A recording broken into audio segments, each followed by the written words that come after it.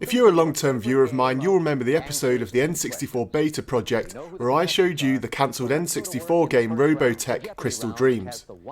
During the development of this game, its developer GameTech ran into financial difficulty, which meant it needed some quick cash revenues.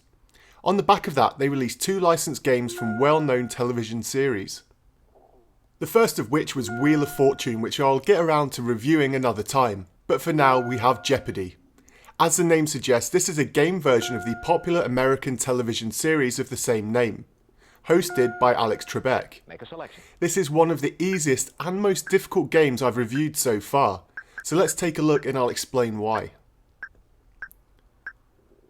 On the one hand, it's a difficult review as I'm not quite sure how to take this game. If you've ever watched a television series, you'll know how the game plays out. It is an exact replica of the TV show, including some low-res video clips of the host, and it features over 4,000 questions and answers, which is a nice number, so the same questions don't come up too often. The game plays as you'd expect, so it's hard to knock it in that sense, and anyone who'd have bought this game would have bought it on the basis of wanting to play Jeopardy on their Nintendo 64s.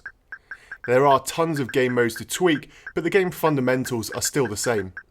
A nice addition was the predictive answering, so if an answer to a question is long, it will suggest answers based on what you've typed so far. The graphics are frankly terrible. There are low-res videos, but everything just looks so bland and boring. Game show games should add up to the excitement, but in this case everything looks like the bedroom of a 90-year-old grandma. Even the characters you play as are horrible cutouts with no animation or movement. They just stand there looking stupid and have no reactions whether you get the question right or wrong. The questions are also extremely difficult at times, and when playing I often wondered how anyone under the age of about 50 would have known most of the answers. Even when the European category came up, I still found myself stumped on most of the questions. If you've been following my recent reviews, you'll know that sound has been a common issue I've had with most of the games. Yet again we have another case of a mono soundtrack, and it's not even like the developers could say they ran out of room for quality sound when the rest of the game looks like it's been thrown together in a short development cycle.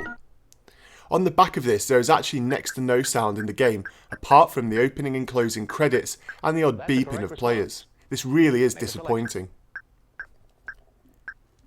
At the start of this review, I also said that this was an easy game to review. It's easy because, as you've probably noticed, I've had to do next to no editing, and yes, this is lazy, but why should I waste any more time on this game when it seemed even the developers themselves couldn't be asked to make a fun game?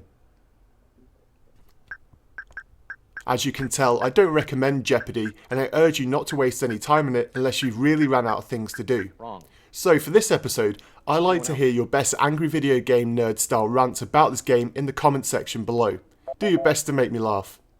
If you'd like to see me destroy my copy of the game, hit that thumbs up button, and when it gets to 100, I'll bloody well do it. Until next time, take care.